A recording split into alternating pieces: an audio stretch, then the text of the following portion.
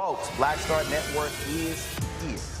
Hold no punches. I'm real revolutionary right now. Black power. Support this man, Black Media. He makes sure that our stories are told. I Thank you for being the voice of Black America, Roland. Stay black. I love y'all. All momentum we have now, we have to keep this going. The video looks phenomenal. See, there's a difference between Black Star Network and Black-owned media and something like CNN. You can't be Black-owned media and be scared. It's time to be smart. Bring your eyeballs home. You dig?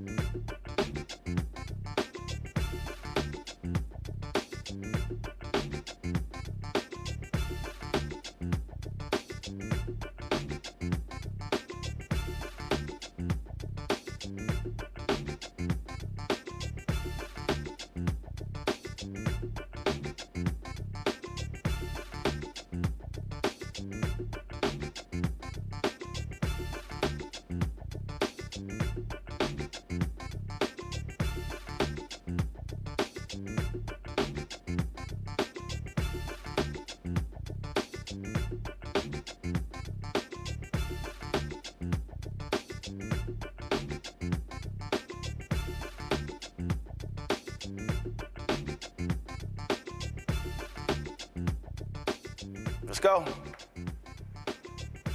Folks, it's Friday, November 8, 2024, coming up on Roland Unfiltered, streaming live on the Black Star Network. Well, you know what? Guess what? Folks thought the Trump presidential win 2016 was a one-off. Well, Elie Mystal will explain how Tuesday's outcome proved that the country is much more right-wing than folks thought. Now that, of course, the Orange One has returned to the Oval Office, what happens with his criminal election interference case?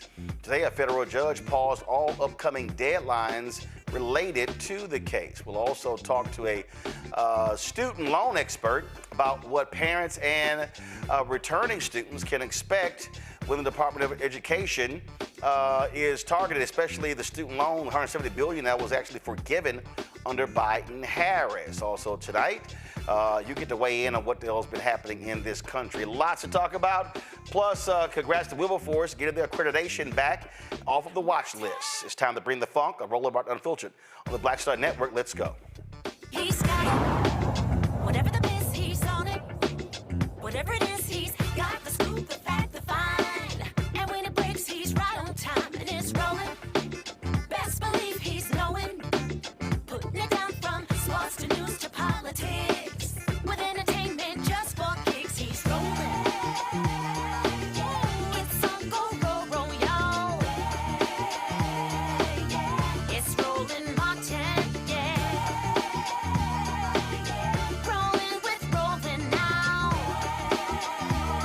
He's funk, he's fresh, he's real, the best, you know he's Roland Martin now.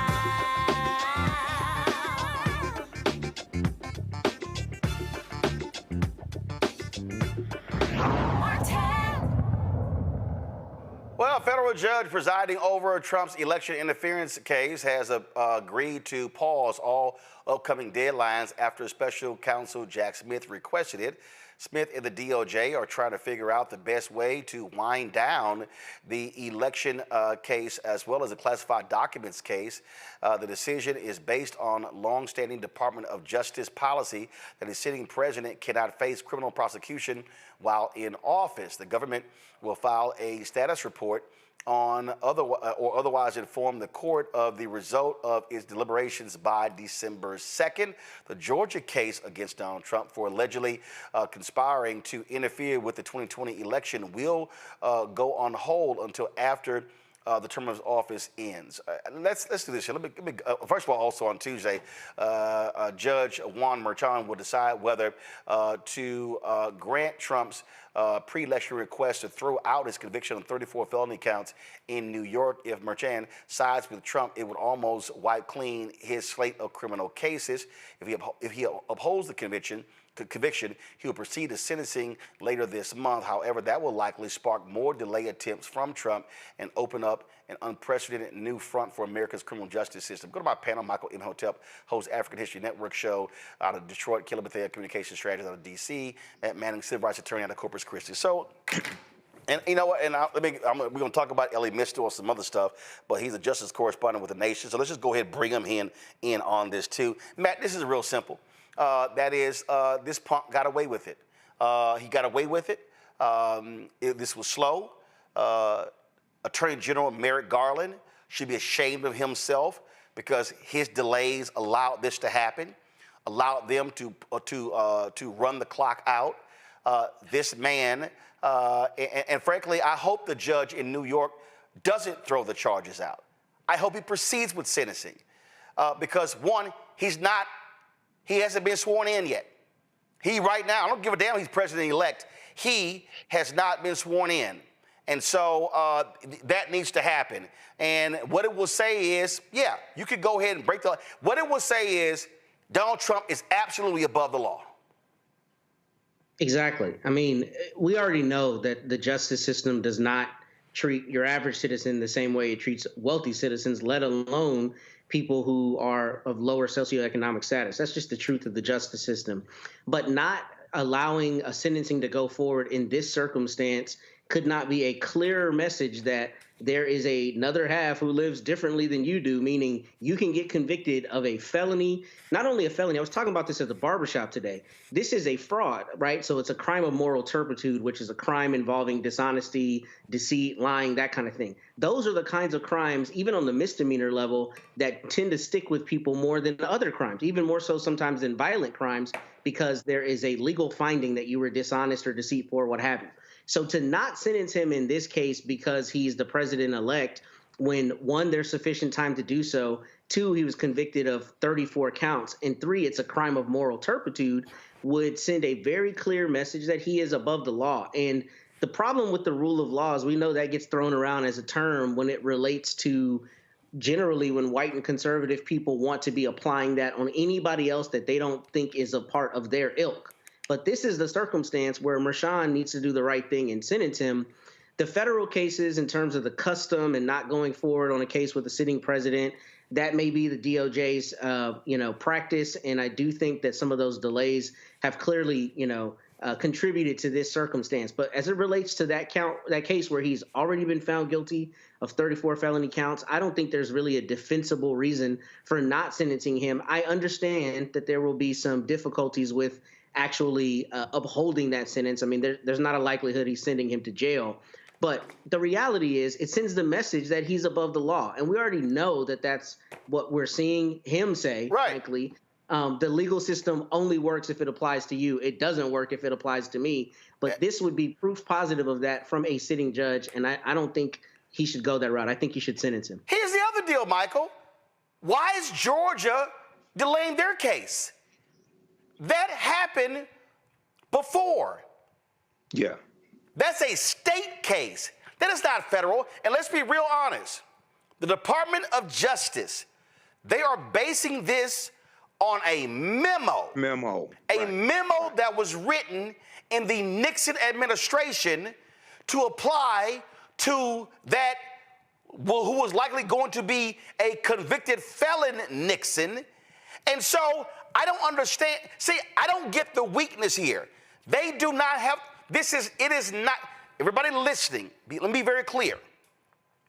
It is not in the United States Constitution that a president cannot be criminally charged. It's not in the Constitution. It's not a House rule. It's not a Senate rule. This is literally a memo written by the Nixon Department of Justice. And I don't know what Georgia is doing. Georgia should proceed because that is a state case. Yeah, I think Georgia should proceed. And this memo is not in U.S. criminal code either. So I think this memo should have been revoked, especially when you have somebody as corrupt as Donald Trump. I think he should be sentenced in the New York case because, ironically, the New York case that Alvin Branch prosecuted, that was tied to the 2016 election and covering up the payoff to Stormy Daniels and falsifying business records, right, to cover up the payoff so that she wouldn't speak and interfere with the 2016 election. So, yeah, I think they should go ahead with the sentencing. I don't know what the penalty would be, but I think they should go ahead with the sentencing and show still, you're still not above the law, okay? Not 100%. So, we'll see what happens here. But yeah, he's getting away with a lot of this. But the other thing is, Roland, he will probably pardon the January 6th insurrectionists also. Okay, which is something on a whole nother level of white privilege and extremely dangerous, showing that you can assault Capitol Hill police officers, you can attack the U.S. Capitol, you can try to interfere with the certification of the election results, the Electoral College election results, things like this. You could do all that, and then the person who incited you, he's going to give you a presidential pardon. Kelly? So but at the same time, you want to give police officers 100% immunity from criminal prosecution. Kelly? Yeah. Oh, Kelly? Yeah. I think I'm just over it. at this point. Of all the people to delay processes, you would think that Merrick Garland, of all people, would know not to do that. He is a victim of delayed processes. He should be on the Supreme Court, and because of delayed processes and inaction, he's not. And now he's at the helm of convicting a or sentencing a felon, and he is deliberately delaying those processes so that justice will not prevail in this instance as well. So there's no true rationale for it. There's no logic to it.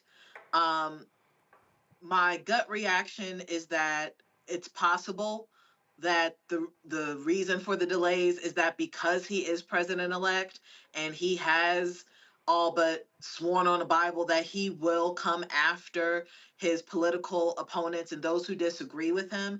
Maybe people are actually afraid because this time he truly has no guardrails. You have the Senate, you've got the House, you've got Supreme Court, all red, and now you have Donald Trump, who is redder than red. So it's possible that people are running scared and trying to protect themselves in lieu of, frankly, just doing their jobs. I am disgusted by the cowardice and the inaction and lack of a better word, the pussyfooting around that has been happening for months. But we're here now. And like you said on Tuesday, we will learn. We tried to tell you. Elie, I was one of the people who publicly said that President-elect Joe Biden should have picked former Alabama Senator Doug Jones to be his Attorney General. I thought he was going to be a hell of a lot more aggressive. Merrick Garland will go down as one of the worst attorney generals because of his abject failure to hold Donald Trump accountable. Yes. Merrick Garland is the worst pick in 2 successive Democratic administrations, and that's got to be a record of some sort, right? Because he was the worst person that Obama could have picked to replace Antonin Scalia in 2015, and in 2016, and he was the worst person Joe Biden could have picked to be the Attorney General, and Joe Biden stuck with him even after it became apparent that Merrick Garland was not up to the job, was not up to the task, was not up to the moment. And Merrick Garland is one of the true villains of this cycle. Merrick Garland is one of the true bad guys that brought us Trump to Electric Boogaloo, right? Like that's just reality. But in response to some of the things I was hearing while I was in the waiting room, the question of whether or not Trump is above the law, he is. Trump is above the law. He shouldn't be. I disagree. I agree with everything said. It's not in the Constitution. It's not how this country is supposed to run. But it is how it runs. He is above the law. He won. He got away with it. And at some point, I almost need people to see it, right? I almost need them to understand what this country is, understand the depravity of this country, understand the privilege white people enjoy. Because I think as I, pour through the election results like all of y'all, I think one of the kind of macro lessons that I'm getting is that people really don't get it. People really don't get people don't get what they've done. People don't get what's about to happen. People are in denial. People are in kind of Pollyanna land.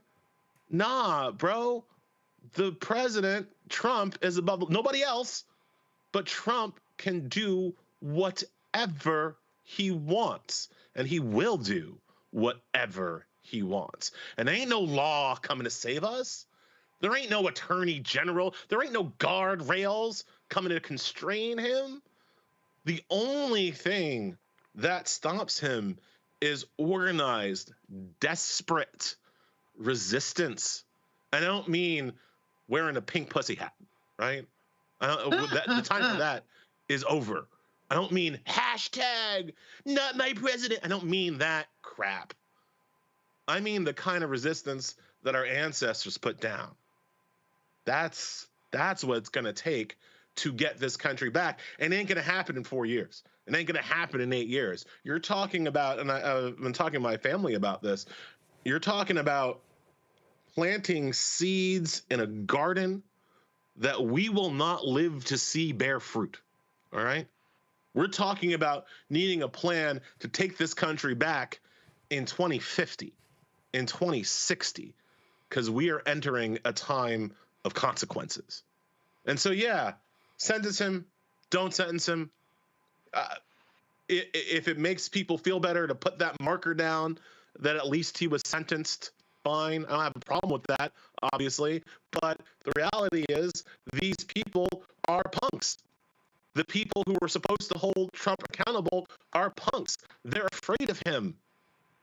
They're afraid of his movement. They're afraid of his people. And so there are no guardrails. There are no restraints. There are no restrictions on what this man can do. He is an emperor in all but name. Oh, absolutely. And it is just unbelievable to watch these people cower and be cowards. To be flat out just cowards. Yeah. And he's going to stay, and he's just sitting there laughing. And his supporters, they literally don't care. They can talk all day about law and order. They don't give a damn about law and order when it applies to them. Only everybody else. Oh, follow the law. You must come in this country fairly. But hey, if you steal stolen documents, you're good. If you sit here and lie about your properties and the value, guess what? You're good. You can run a fake foundation. You're good. A fake university. It's all good. And then the Supreme Court goes, guess what? You've got immunity, so you can do whatever the hell you want as long as you cloak it in presidential action. You guys were talking about how he's going to pardon the January 6th domestic terrorists, and that is true. And I just need people listening to understand what that means, because that's how people like us get killed, straight up. Yep. Because by pardoning these people, what he is telling his own violent supporters, and if I want to be kind, I'll say that not all of his supporters are gun-toting violent idiots, but enough of them are. And what he's telling the most violent strand of his supporters is to go out and do violence, and you will be forgiven. Go out and do violence against the people that I have told you to hate, and you will be forgiven. We already know they think that. We already know that when there's a mass shooter at a Hispanic nightclub or a black church, when the cops come, the mass shooter expects to be embraced by the police. We have documentary evidence of mass shooters expecting the police are on their side, and that was before this election. What are they gonna think now? Speaking of the police, what are the police gonna think now? Of the thousands and thousands and thousands of law enforcement officers who voted for Donald Trump, sure, who voted for a convicted felon over a prosecutor, of the law enforcement people who were able to vote for a felon instead of a prosecutor, sure, some of them might have been concerned about inflation, but some of them weren't.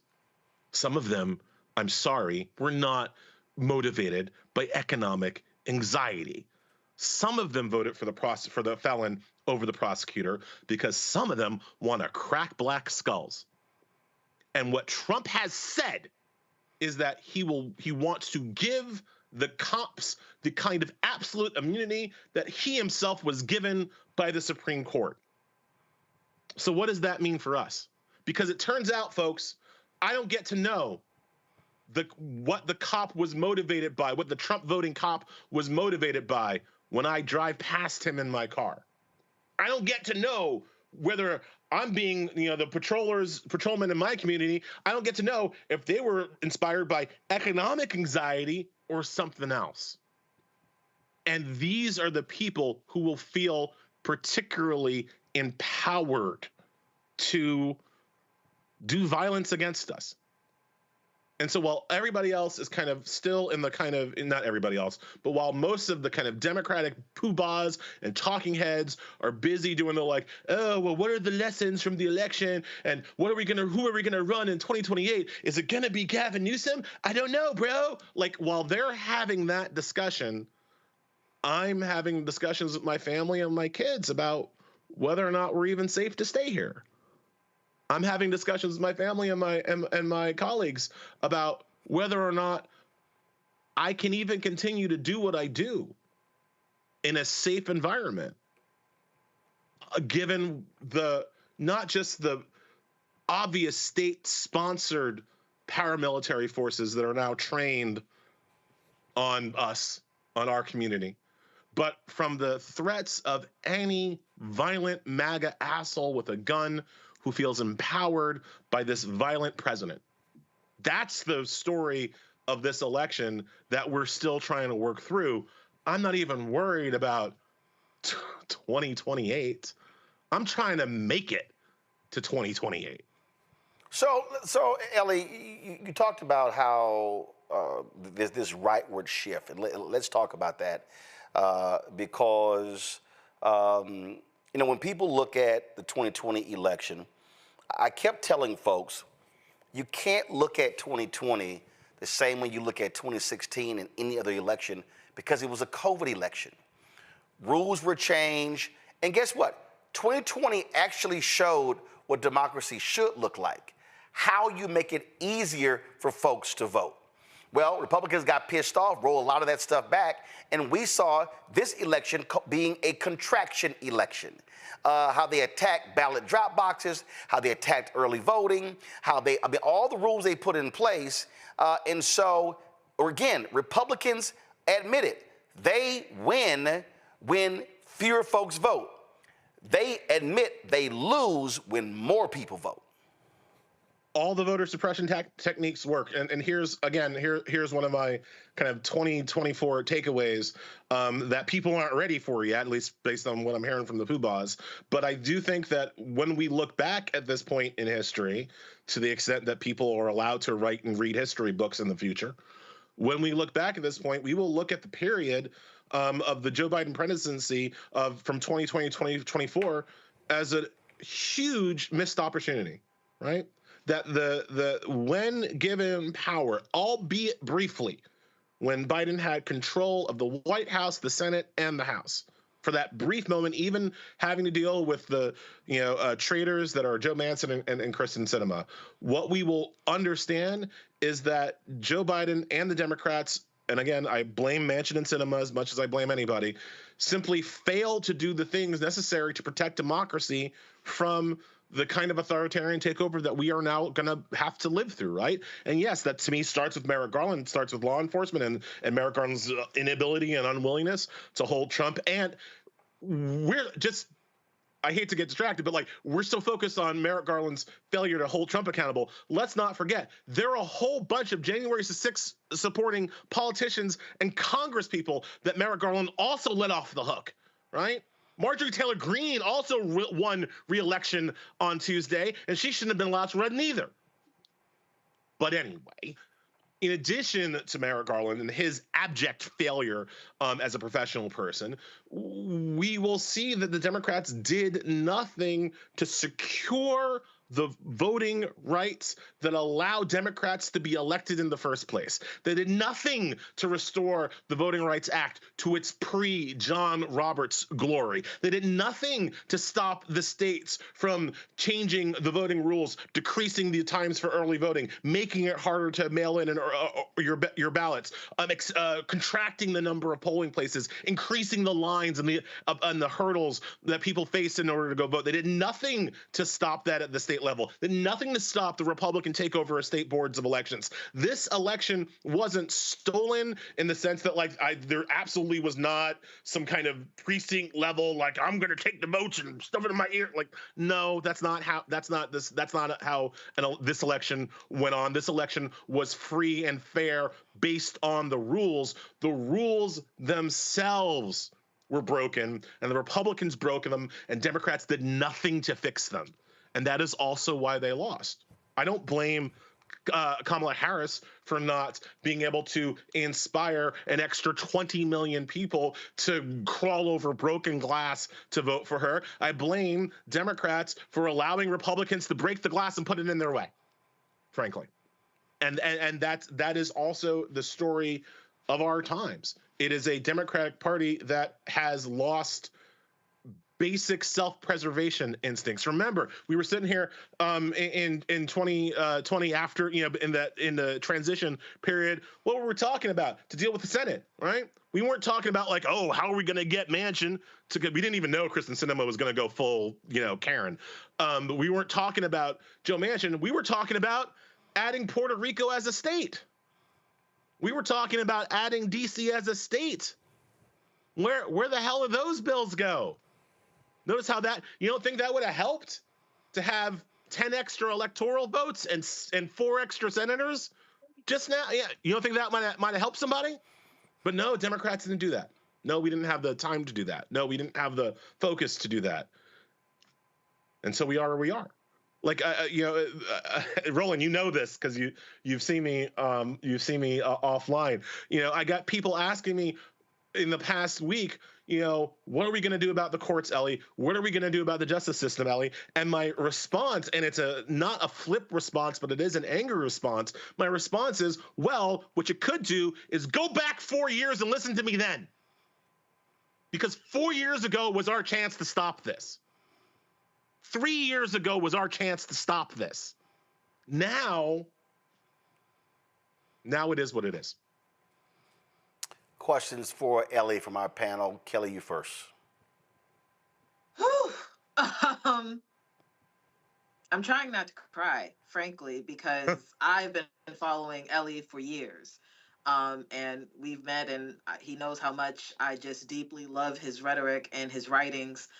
I just feel broken. I feel like I did all I could do, and it wasn't enough, because it wasn't enough. So I guess my question is there anything we can do at this point? My initial reaction is no, but outside of ranting and raving on social media, which might be the last safe space that we can do such a thing, what else is there left to do? Well, it depends upon where on social media we actually do it. That part. Which is one, before I go to Elie, which is one of the reasons why I really hope black folks move over to fan base. I hope Isaac Hayes develop a Twitter style or thread style functionality to the app as well, because Elon Musk has turned Twitter X into a right-wing cesspool, and that's all it is going to remain. And so that's what needs to happen. But Elie, go ahead.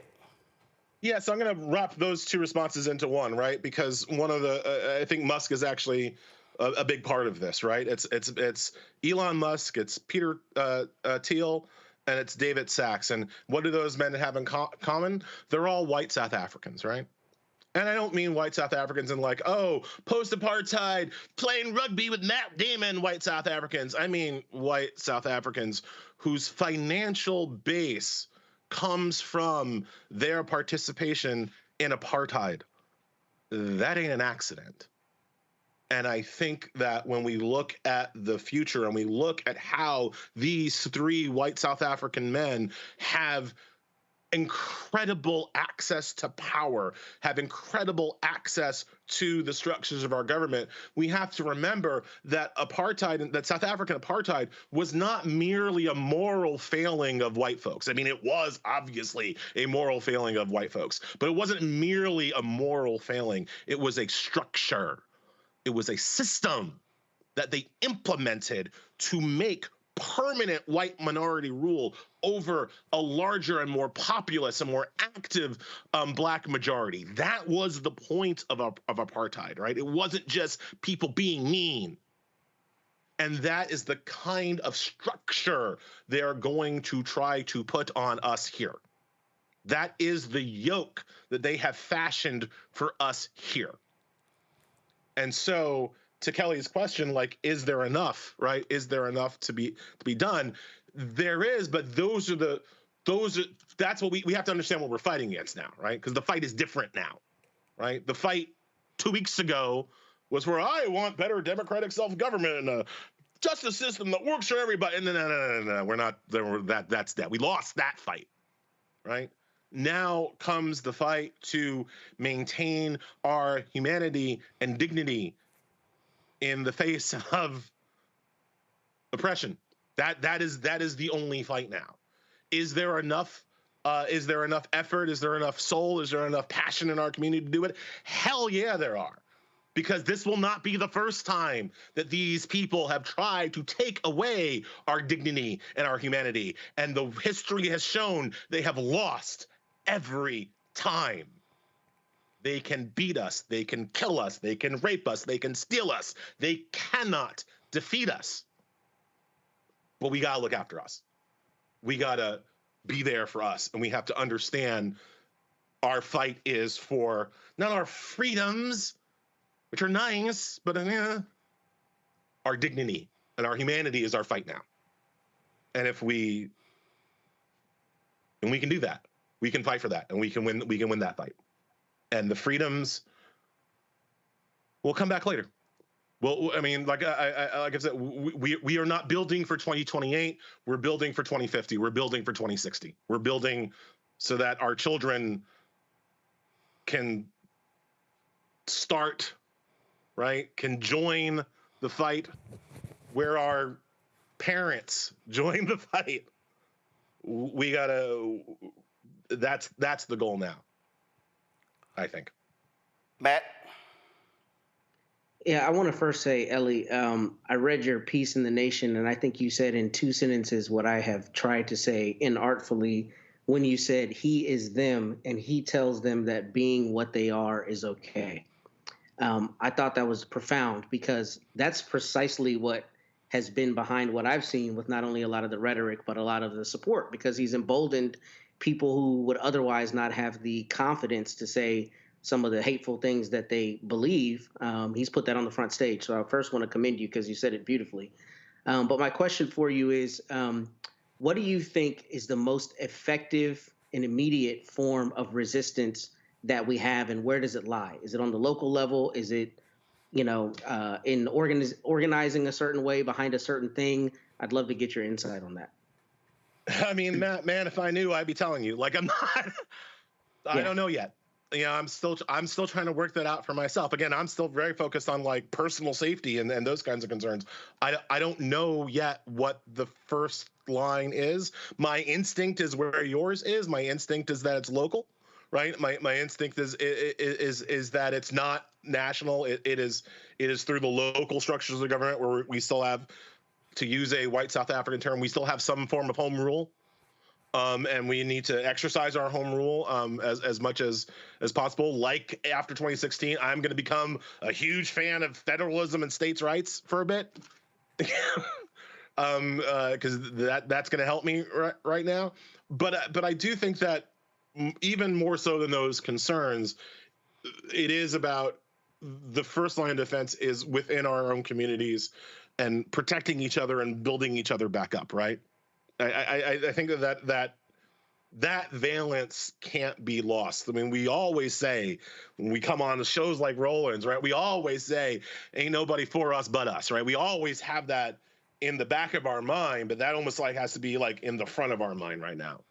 Right, because we are the only people who are going to care. I mean, that's what you get from the exit polls, right?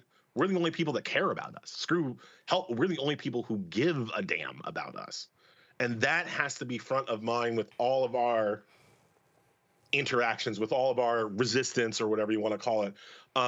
Whatever power we have to turn that power into power that's going to protect us first, because ain't nobody else going to do that. We know that now. Michael? Hey, Elie Mystal. Good to talk to you again. I had a two-part question. Hey, I'm all right. I had a two-part question here. When you talked about Democrats didn't do enough to protect voting. I'm paraphrasing you. Protect voting rights or expand voting rights, things of this nature. There's a piece from BrennanCenter.org, Brennan Center for Justice, from August 2024 that talks about how voting laws have changed in battleground states since 2020. And they looked at 9 battleground states. One of them was Michigan, where I live. And in Michigan, we had 10 laws that expanded voting rights. But we had, Democrats controlling the House, the Senate, and our Governor Gretchen Whitmer.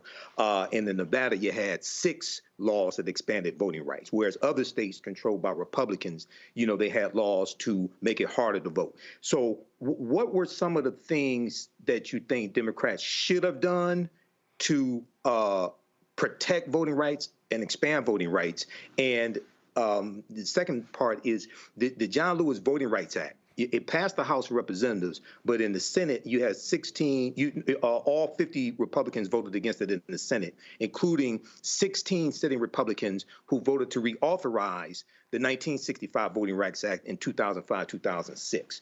And I was just wanting to get your expert opinion on what we could have done to try to get that forced through the Senate. It did pass the House of Representatives. Right. So and no Republicans in the House voted for it either. Let me just say that too. Right. So on the first question, I think what the Democrats should have done is very similar to what the Republicans are about to do, and used federal power to standardize voting across the nation, right? So yes, I agree. Michigan actually did a pretty good job of not retrenching on voting rights because it had 3 Democratic control of all 3 branches of its government, right? But that was not true all around the country. And even though it's true, even though some states are better than other states, I think part of the problem when you really get into like voter mobilization, right, is that it is confusing because how you vote changes radically depending on where you live. So you can't have a nationally targeted, campaign around just the nuts and bolts of getting people to the polls because it's wildly different everywhere else, depending on where you live, right? So like I am an expert on how you vote in New York City, right? How you vote in New York State. I know that very well. I have no idea how you vote in Jersey, right? It's because it's completely freaking different, right? And so there was no way for me as a national commentator or whatever to really make to do the bullhorning of, well, guys in New Jersey, what you got to do is, because I don't know. I mean, I educated myself, but you know what I mean? Like, I can't make broad statements because we don't use federal power. What the Republicans are about to do, I forget which Lara, whatever, Loomer. One of them. I think it's Lara Trump. I get them, I don't want to Morpheus. Right. Whatever. One of the Laras was talking about how they want to use federal power to institute voter ID and standardize elections and limit early voting and do all these things from the federal seat of government. Now, when Democrats try to do it, the Republicans scream about the 10th Amendment, but I promise you they won't be talking about the 10th Amendment and federalism when Republicans try to do it, right? So those are the kinds of federalized laws that could have made voting easier, not just for Michigan, but for everybody, and then made it easier for you to explain to people in Michigan, in Arizona, in Nevada, in Florida, how you actually vote, right?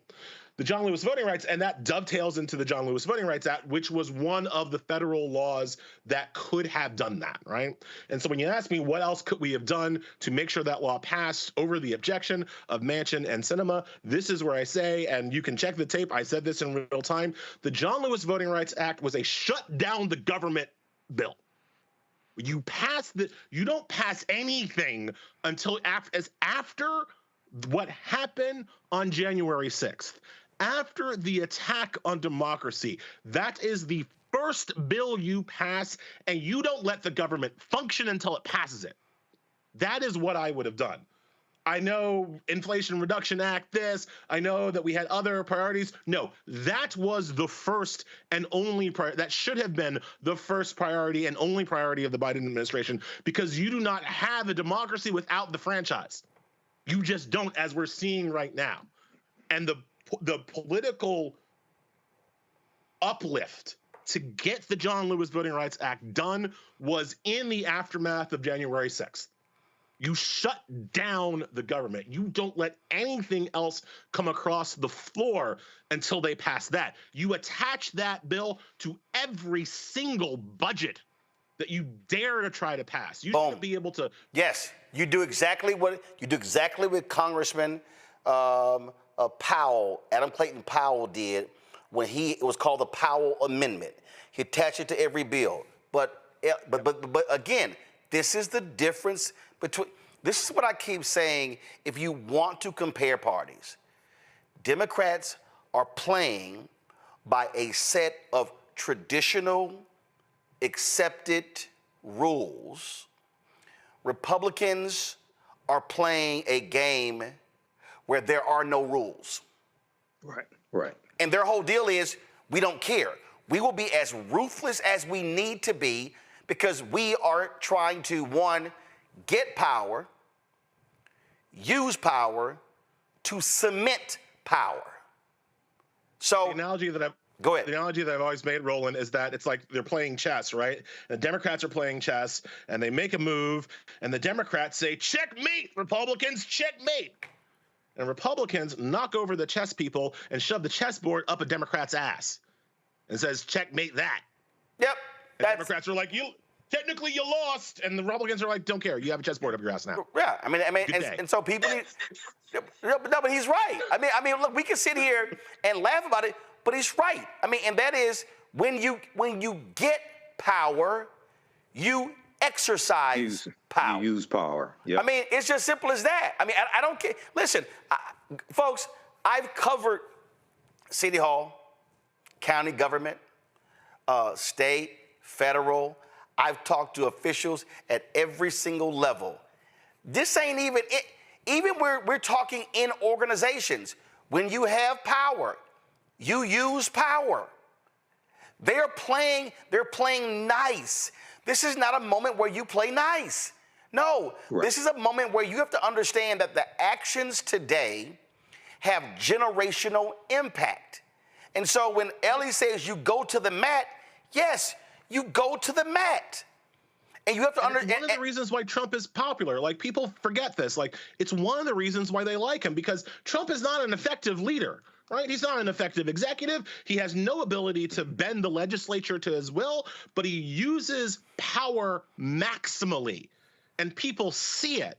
People see him doing essentially everything he can, fair or unfair, to get what he wants through, right? Doesn't have to be legal, doesn't have to be traditional, doesn't have to be normal. He does it anyway. He's not effective. They're not good plans, but people see him, and people are going to see it again, right? Because after going through 4 years of Merrick Garland and what he could do and what he couldn't do, and oh my God, and maybe we should write a letter and all that. Watch what happens when Stephen Miller is in charge of the Justice Department. Watch what happens when Mike Davis is in charge of the Justice Department. Watch what happens when Trey Gowdy is in charge of the Justice Department. I promise you, they won't be sending mean letters. No. Right? No. And you can get, and let's be real clear, the Civil Rights Division will be gutted. You will have no patterns and practices investigations of police departments. Roland, I hope it's gutted. I hope it's good. The best case scenario, is that it's gutted. The worst case scenario, the scenario that is outlined in Project 2025, is that it is weaponized against Black people. Project 2025 talks about changing the Civil Rights Division to suing organizations and institutions that, quote, use DEI as racist against white folks. The civil rights battle for Project 2025 is racism against white people, and they want to use the Civil Rights Division to do that. So it's like, I hope it's gutted, because it's going to be real bad when Ben Shapiro is the one running it, right? Absolutely. Elie Mystal, we appreciate it, Elie. Get some rest, rejuvenate, relax. A bunch of folks called me today and they were like, man, Chicken, how you feeling? Man, you were really working in the campaign. I said, listen, let me explain something to you. I said, first of all, I'm fine. They said, well, what are you focused on? I said, I'm focused on losing 20 pounds from the campaign. I said, because you couldn't work out, you couldn't eat, you were going so hard. So I said, that's the first thing. I said, getting at least 7 hours of sleep. I said, but let's be real clear. I said, I will be part of the resistance. I very much understand what's coming down. And don't think for a second that I'm walking off the battlefield, because that ain't happening. It ain't happening. Elie, we appreciate it. Thanks a lot. Thanks a lot, Roland. Thanks a lot, guys. The question was asked by, I think it was you, Matt. Maybe it was Michael. I can't remember. One of you asked in terms of what's next, in terms of, okay, what do Democrats do? It's actually not complicated. It's called going back to basics. And what I mean by going back to basics, what I mean is you look at the map and you cannot examine the map from a national perspective. And everybody listen to me what I'm talking about. So if I sit here and look at, like I was just reading a story. So Democrats were 9 votes away from taking control of the Texas House, okay? Colin Allred spends $80 million just to lose by 900,000 votes to Ted Cruz. Didn't even campaign to black people. So that was a waste of money. So if I'm sitting here looking at, licking my wounds, and I'm looking at the map, and I'm sitting here going, okay, what happens next? Because the likelihood is there are some outstanding races in California, but Republicans are likely going to take control of the House.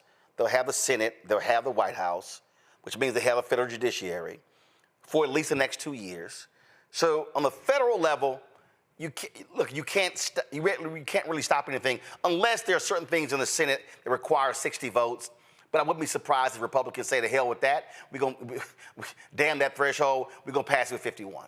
I wouldn't be shocked at all. So you now go back to the map and go to my iPad. So you go to this map and you go, okay, and this is just, I pulled it up. This is not the actual Electoral College map, but here's what you do. You stop looking at this from a national standpoint. So what you do is you sit here and I'm tapping it. So you see Virginia right there? What I do is I go, there are elections next year in Virginia. 23 Democrats took control of the House in Virginia, and they control the Senate. So what do? You focus on Virginia and keeping the House, and Don Scott remains Speaker of the House. That's what you do. There's a state Supreme Court seat in Wisconsin. Right now, Democrats have a 4-3 majority. You know what you do? You win that seat to go 5-2. You then begin to look at other states and begin to say, where are the mayoral elections, city council elections, county elections, state rep, state senate, gubernatorial, those races? That's actually what you do. You have to, you grab power where you can grab power. So let's take North Carolina. Democrats did not, Vice President Kamala Harris, and let's just talk about the white folks in North Carolina, okay? Democrats won a slate of offices, but they voted for all these people, but not the top of the ticket. That's real interesting. That's another conversation.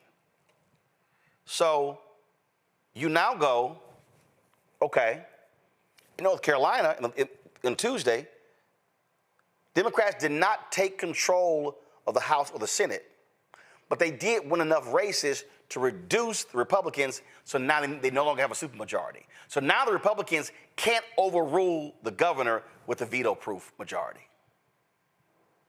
That's what you do. You now begin to look at the map and begin to study the map and say, where do we go to get wins? Because when the question was asked by Michael about voting, y'all, voting in America really still is a state issue, a county issue. So now you begin to understand what we go after. And that's really how folk have to be thinking. You can't be fixated on 2028, Matt, if you skip 25, 26, 27.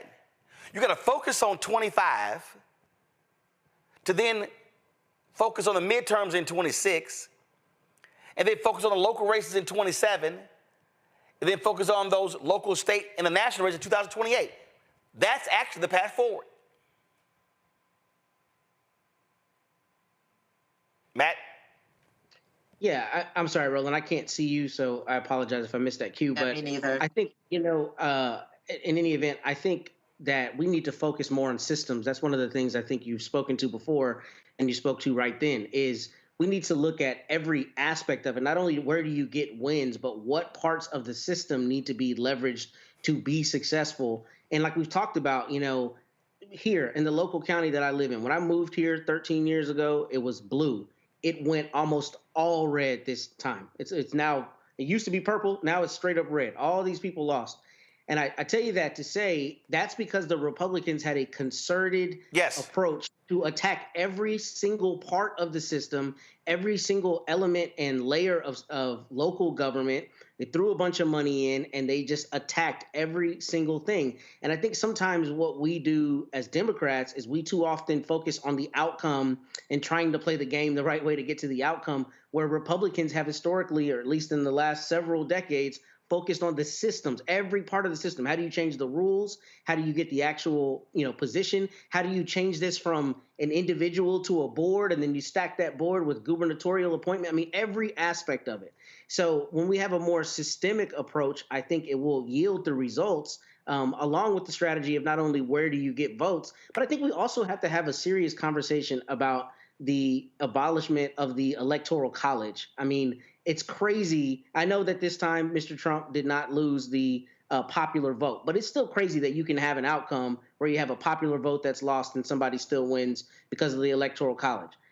We can talk about that, in terms of a system, but in this day and age, I don't know that it serves the same purpose that it should, because we essentially live in a globalized country. It's a series of states, but having each of these little rules that applied as it relates to electors and who gets to vote and all of that, I mean, it makes it a more cumbersome process than I think it should be. And I think we need to have a serious conversation about that from a systemic. Well, I get that, but here's why for me, I can't waste any breath on Electoral College, because that requires a constitutional amendment. And, exactly. And that means I got to get it passed in the House, passed in the Senate, but what, 2/3? President signs it, and then it has to get approved by 3/4 of all states. And let's be real state. Let's be real clear, okay? Not gonna happen. Again, people talk about it. Let me go back to this map here. So let me go ahead and change. So Trump won Arizona, Trump won Nevada, Trump won Idaho. So let me change that. Colorado, New Mexico, Minnesota. Okay, he wins Wisconsin, Michigan, Illinois. Gotcha. He wins Pennsylvania. So right here, here's why Electoral College ain't gonna get changed, because Idaho 4, Montana 4, North Dakota 3, South Dakota 3, Nebraska 5, but 4 red, 1. Kansas 6, Iowa 6. Then you got Wyoming. Again, Utah 6, Nevada 6. Go ahead, Arkansas 6, Mississippi 6, Alabama 9, West Virginia 4, Kentucky 8. Anybody under 10 Electoral College votes, ain't none of them voting for that. Because remember, Republicans win control because of land. And if you actually go back, North Dakota and South Dakota, they were split specifically to cement power. There's no reason why North Dakota and South Dakota are 2 separate states. Those are little bitty ass states, okay? But the folks who live there, they have electoral power because they are locked in. And so ain't none of them I can tell you right now, Nevada, Utah 2, Idaho 3, Montana 4, Wyoming 5, North Dakota 6, South Dakota 7, Nebraska 8, Kansas 9, Iowa 10, Arkansas 11, Mississippi 12, Alabama 13, Kentucky 14, West Virginia 15. That's 15 of the 50 states. Ain't none of them voting because they're going to say, oh, well, no one will ever even pay attention. But here's the crazy thing. No one pays attention to those states right now anyway because the election now is now only a 7-state thing.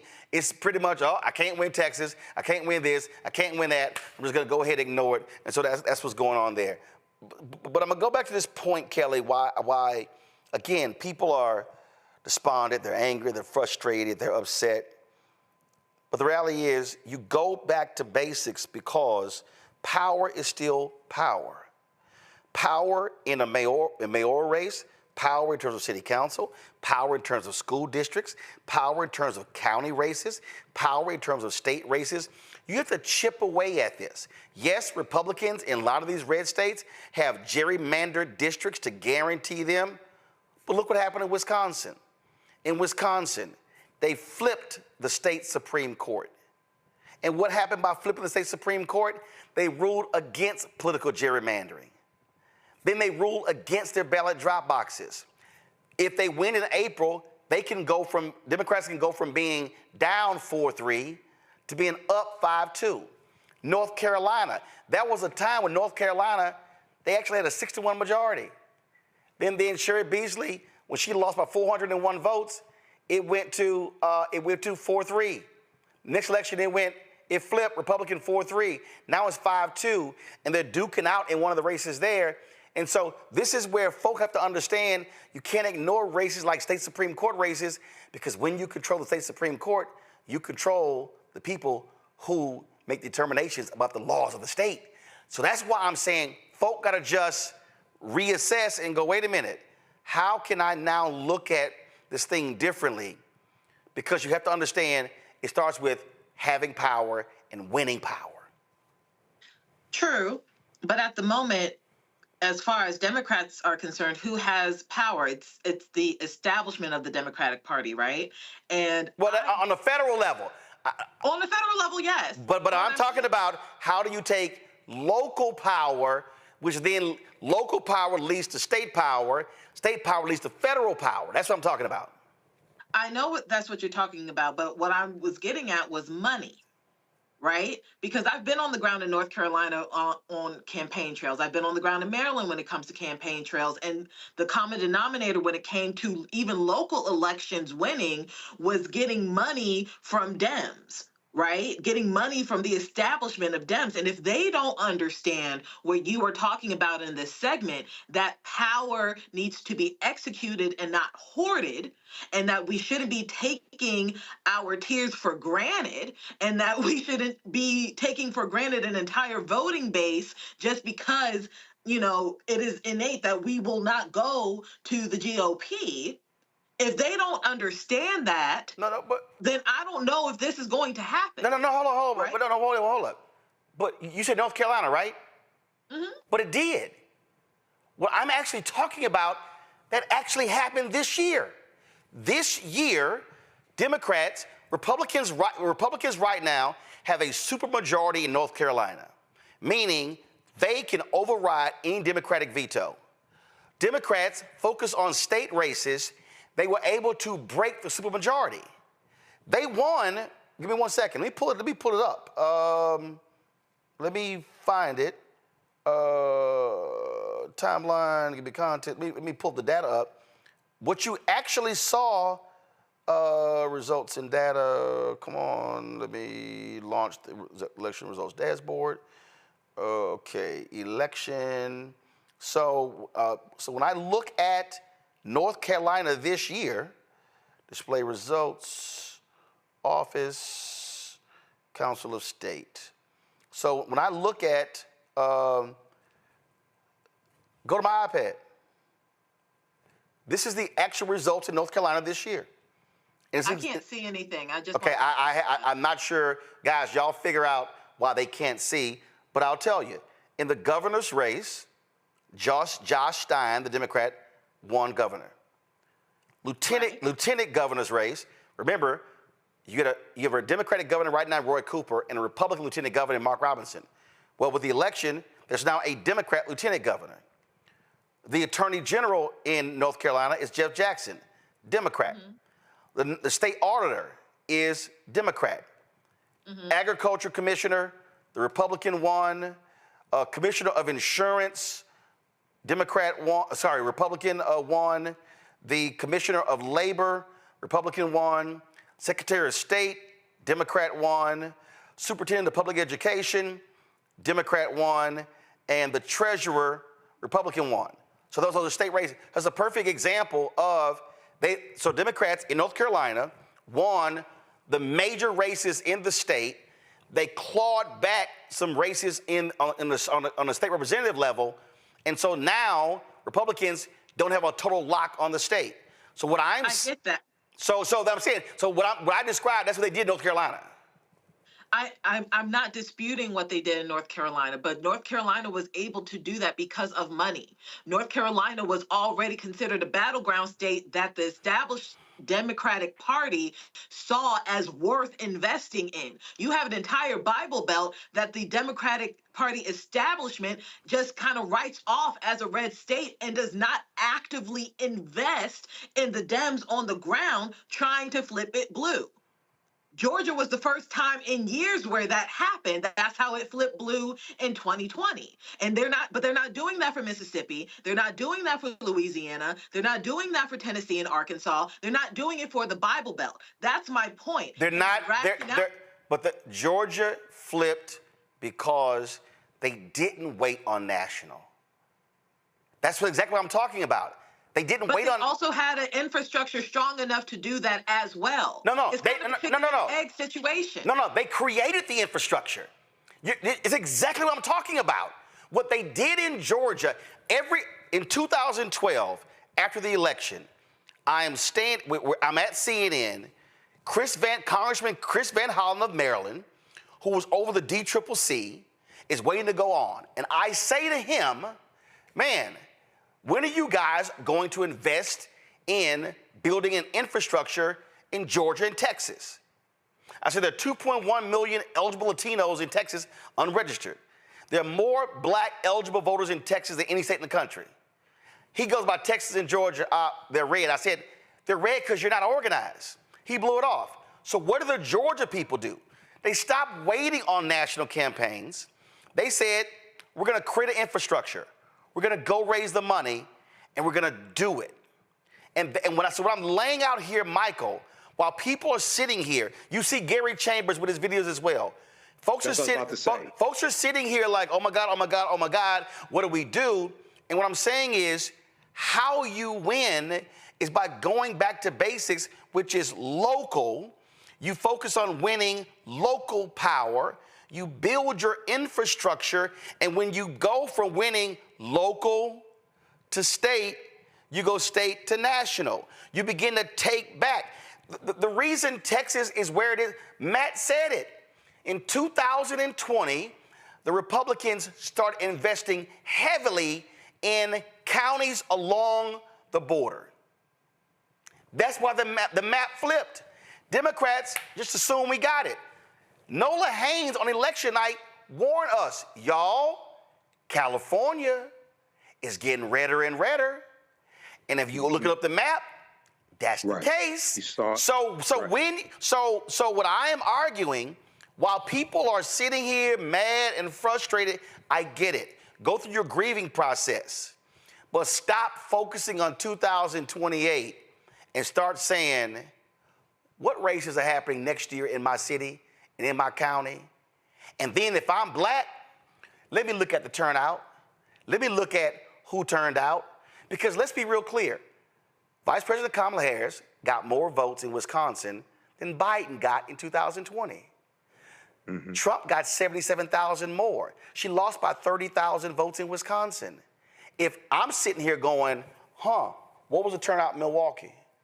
What was the turnout in the other cities with big black population? She loses in Michigan by some 80,000 votes.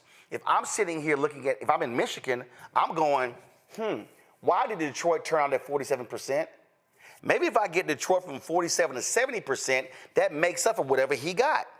Let me look at Pennsylvania. How did she lose Pennsylvania? Oh, what was turnout in Philly? Oh, was it down 10, 15 points? And if I got Philly black turnout from whatever the number it is, and I can't wait to see what it is, if I move it to 70, that actually makes a difference.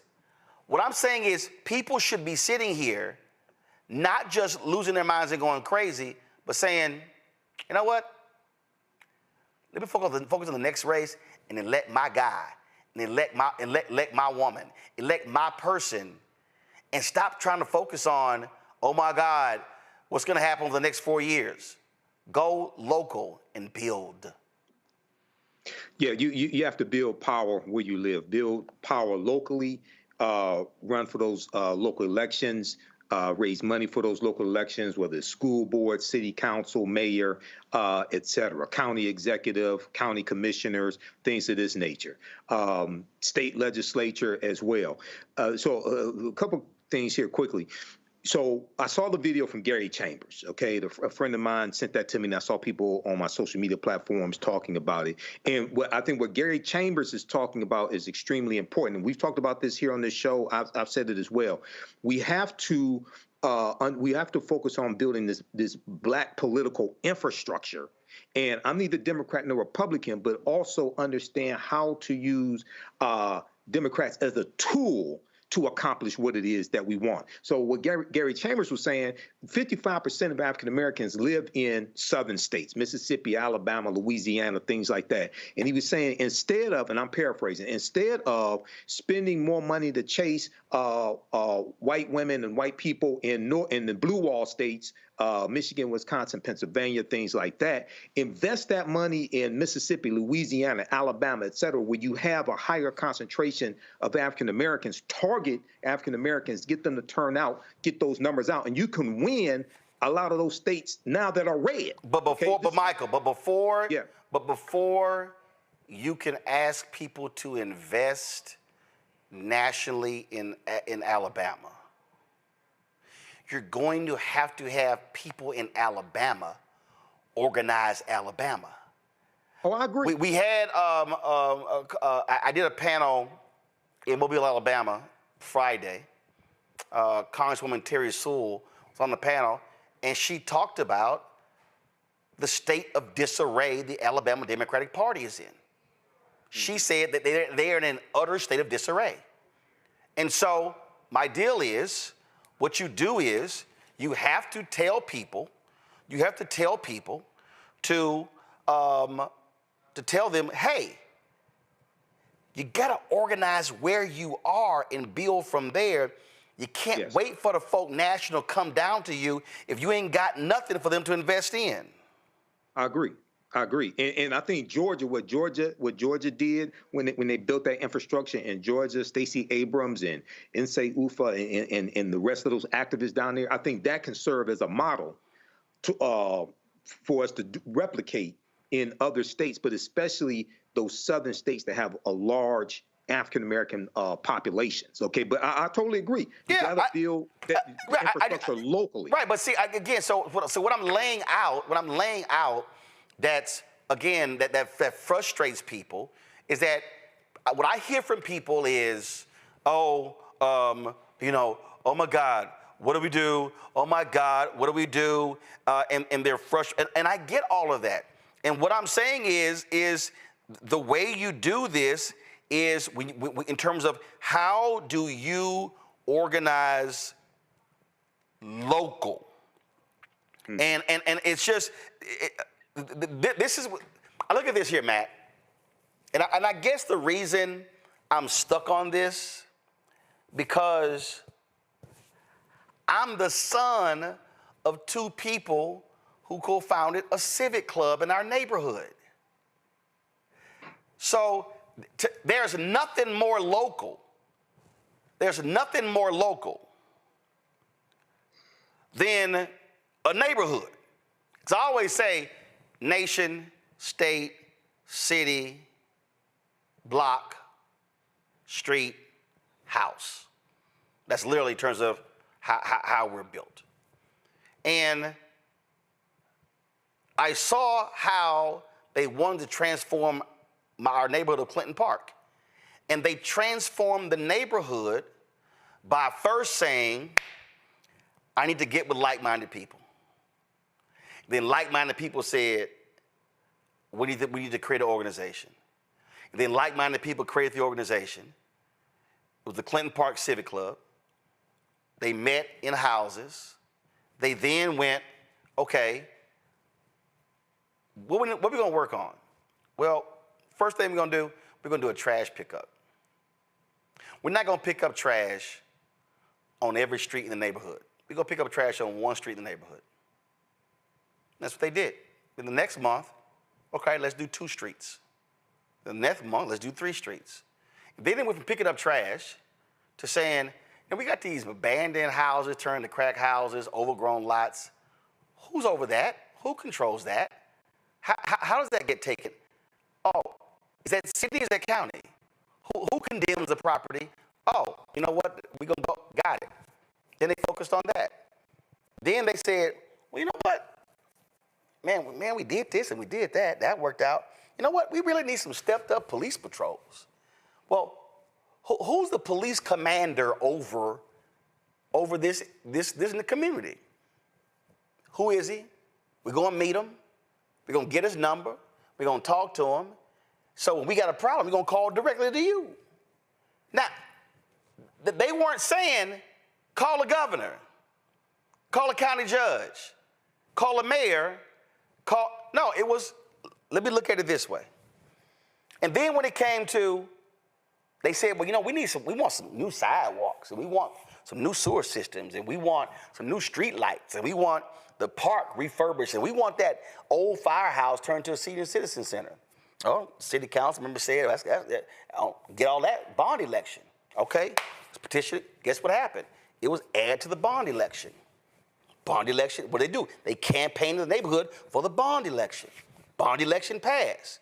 Guess what happened? New streets, new sidewalks, new sewer system, park got refurbished, senior citizen center got rebuilt. That's how that community changed. Now imagine multiple communities in a city. Now you're talking about your city changes. And so I just want people who are watching and listening to understand what I'm describing. This is literally how politics works as well. And so you can't worry about, a presidential is every 4 years. A gubernatorial is every 4 years. U.S. Senate races every 6 years. Congressional is every 2. So people have to be thinking this way as opposed to believing, you know what, there's nothing that I can do to change the direction of the country for another 4 years, when in fact, wherever somebody's listening to me right now, there's likely an election next year if they focus on it. Look, there's 2 things on that I think are so important. The first thing is, when you have that galvanized support on the lowest local level, you also have you create the greatest danger for those local politicians, because when their precinct is comprised of 10,000 votes, 15,000 votes, whatever, if you got a few hundred angry people, that could turn the tide easily. Yep. So in terms of accountability, I've been involved in politics locally where I live, and the most uncomfortable time for any politician is when he or she has to go to the local community center and they got to hear the seniors who are mad about their trash not being picked up on time or whatever else, right? Because that's what turns into what imperils them in their seat and their retention of power. So you're 100% right about that. But the second part of that I've seen locally here with our local library board is some of the stuff that's happening at the top of the tickets on the national level. Some of the crazy policies can be defeated on the local level. Yes. Because like I've said, these politicians in the Republican Party, particularly here in Texas, has honed in on things like school boards and the library boards. Yep. All of these social policies that they're attacking, they're going down to the smallest level to try to implement some of those policies. They can be defeated on a one-to-one basis in these small communities when people come up and say, no, you're not going to turn our library board into some, fascist propaganda machine. We're going to vote that person out, or we're going to overrule that or make that a proposition issue. So your point is extremely well taken. I think sometimes the fact that they're a part of these larger political machines that reach all the way up to whoever's in the White House, desensitizes us to the fact that on the local level is where we have the most accountability and the most ability to affect change. And the thing here is, so like perfect example. So some dude, Rob Will, he goes, Roland, you're describing a losing strategy. How? What I'm literally describing is how you actually win. Not only that, that's what Stephen K. Bannon said. Right. I mean, that, like literally, there's another guy, some guy, Rayford. I never hear you discuss reparations. Okay, Rayford, this is very simple. How are you going to get it? Rayford, I can't tell you. Rayford, you can't even describe it. And I'm just going to give you a very basic primer here. The U.S. Constitution states that any bill regarding monetary begins in the House. The bill begins in the House. Who controls the House? Republicans. Republicans. Rayford, can you name me one Republican that supports reparations? Take your time. So what are we now about to happen, Rayford? Oh, by the way, the House has to pass it. The Senate has to pass it. The president has to sign it. And then it's going to be challenged in the courts, which means it'll go to the Supreme Court. Right now, Rayford, there's a 6-3 conservative majority on the Supreme Court. So, Rayford, please tell me how you're going to get it. But here's the other deal, Rayford. For some of y'all out here who keep saying, I ain't voting until I get it. Let me help you out here, Rayford. The folks who win are the ones who vote on it. So therefore, if you don't elect enough people in Congress, on the House side, on the Senate side, to accept your position, you're never going to get it. And if you don't elect the person in the White House who accepts your position, you're not going to get it. So again, please tell me how you're going to do it. See, that's why some of y'all just throw some stuff out. Yes. And y'all just like, why this ain't happen? I ain't doing this until I see it happen.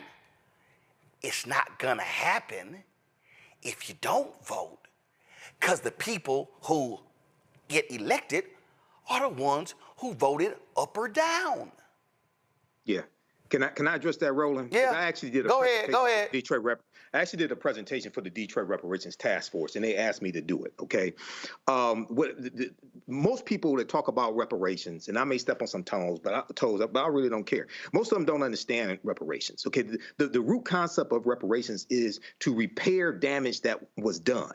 Okay, you first have to analyze the actual damage that was done and the laws and policies put in place that inflicted the harm to understand what you're trying to repair. The structural inequities that exist today, they are the legacy of slavery. Okay, when you deal with the 8-to-1 racial wealth gap, when you deal with the home ownership gap, things of this nature, when you deal with the legacy of African American farmers losing their land, things like this because they were discriminated against from the U.S. Department of Agriculture, et cetera. When you look at the $2.2 billion that went to African American farmers and farmers of color that was in the Inflation Reduction Act to start to address decades of discrimination. That is part of repairing the damage. No Republicans in the House or the Senate voted for the Inflation Reduction Act. Okay, so you have to understand how to attack the structural inequities that exist today, and put laws and policies in place to do that. Just thinking that you're going to get cash payments or get 27 trillion, whatever the hell number you want to put on it, that's not going to happen. Because also, when you study Title VI of the 1964 Civil Rights Act, Section 601, non-discrimination and federally assisted programs, race-based policies are illegal at the federal level. So thinking that you're going to get massive cash payments, trillions of dollars for the descendants of African Americans, that's not going to happen. It's not going to pass the House. It's not going to pass the Senate. You need 60 votes in the Senate. No Republicans support reparations, okay? Then if somehow it does pass and get signed into law, it's going to be overturned by a 6-3 conservative Supreme Court. So people really have to understand the process of how to repair the damage that's been done. But a lot of this stuff out here, and I'm just going to be honest, I don't care who doesn't like it. A lot of people are pimping reparations, and they're preying on Black people's emotions out here. Now, you do have a lot of African Americans, I know them, who are very sincere, and that they've been involved in the struggle for decades. But you also have some reparations pimps out here as well. You got to be able to distinguish the two. Kelly, he's very interesting. See, this is why I love when I love these people who assume that, that I don't pay attention to the comments. Oh, but I do. So Peter Groff posted this in our chat. He said, what Roland Martin is describing is exactly what we did in Colorado in the early 2000s, and the state has been blue for the last 24 years.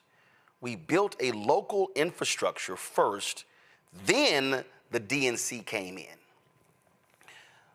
When I hit 3 churches in Detroit on Sunday, what I said to them was, you literally have power if you use it. I talked about hitting at 70%. When I was in Mobile, Alabama, legal folks fought to create a second district, but it's an opportunity district. It's not a Black district, but 45% of the district is Black. Shamari Figures wins that seat. He didn't win it by a lot. I think it's about 5,000 votes, but he won it.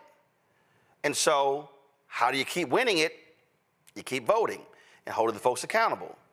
And so then we start talking about, again, local races and building infrastructure.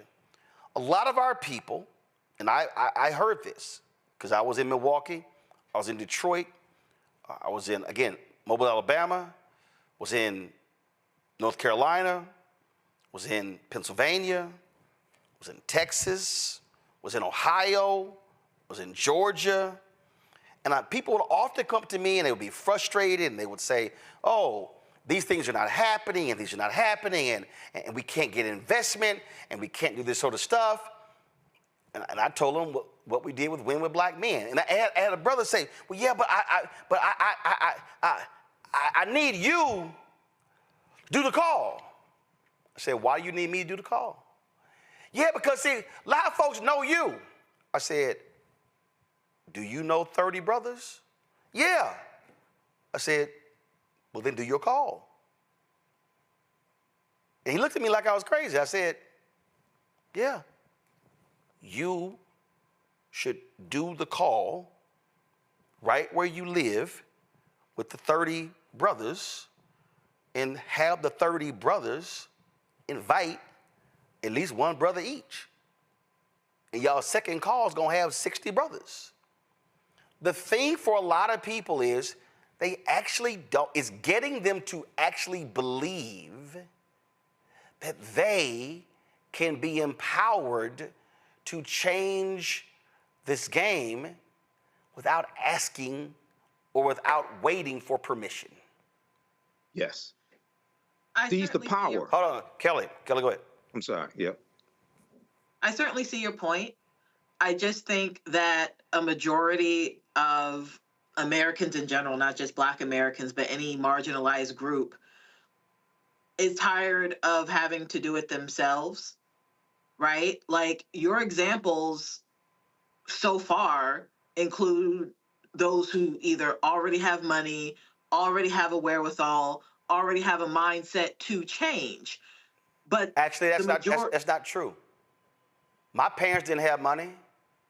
The example that I described of the 7 or 8 people who started the Civic Club, only one person went to college. A brother went to Rice University.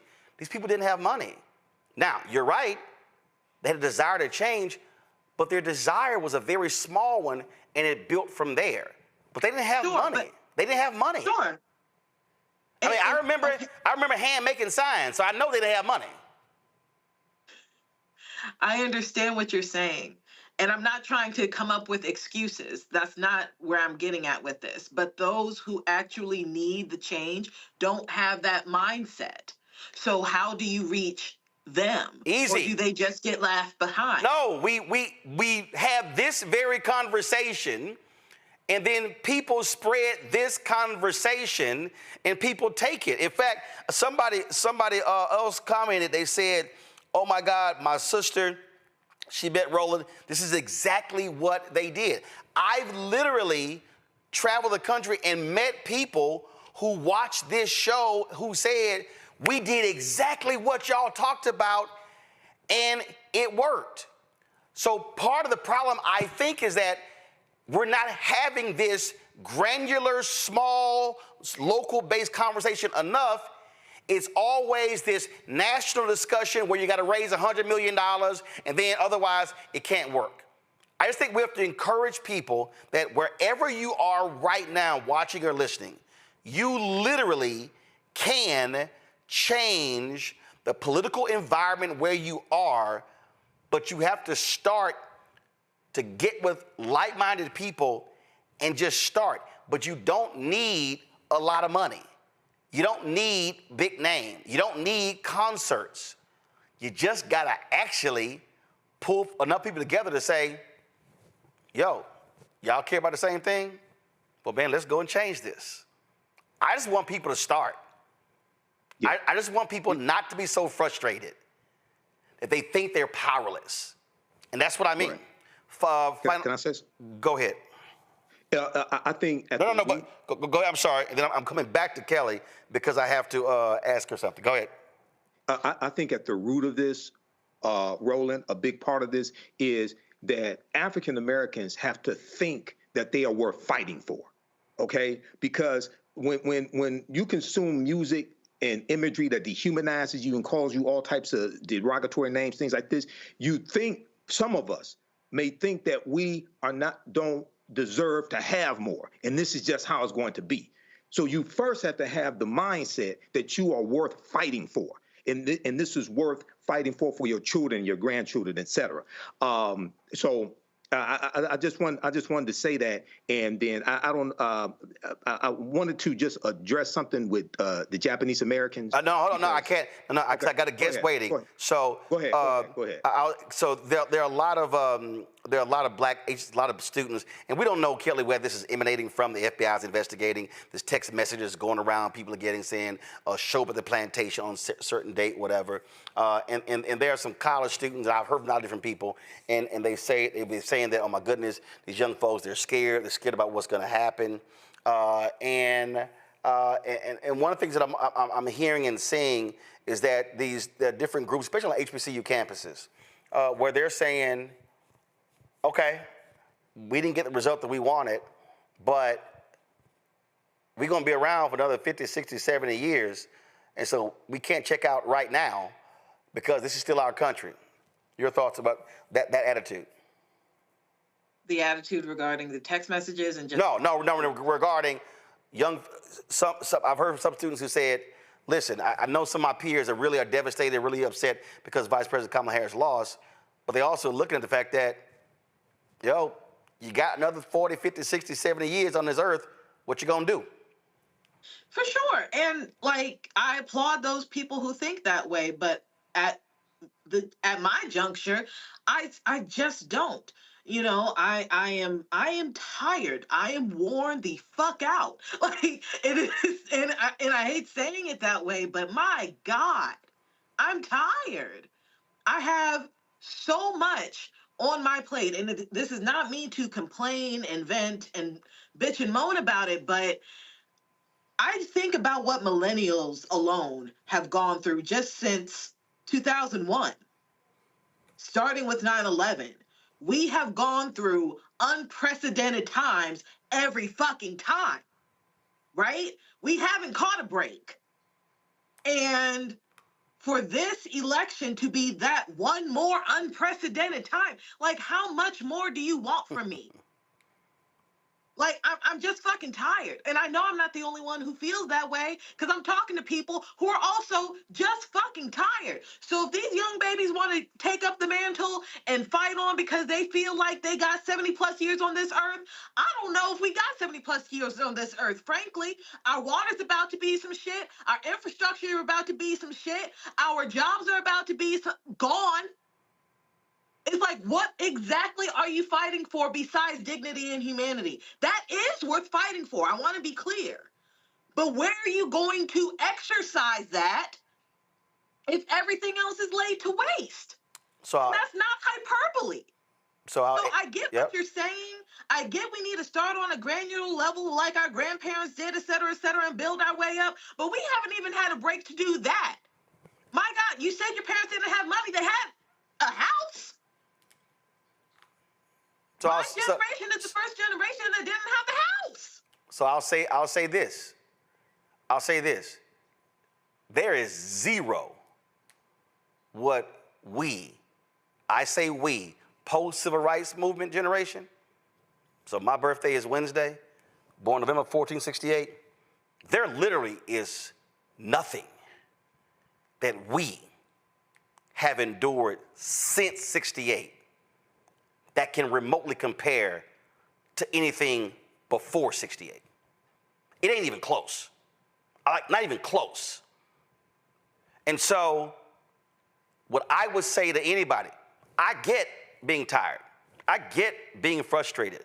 I get all of that. But the one thing that I am absolutely thankful for is that there were folk before us who were tired of getting their ass kicked, who were tired of dogs, who were tired of going into department stores and couldn't try on clothes, who were tired of having degrees from HBCUs and they couldn't go work in corporate America.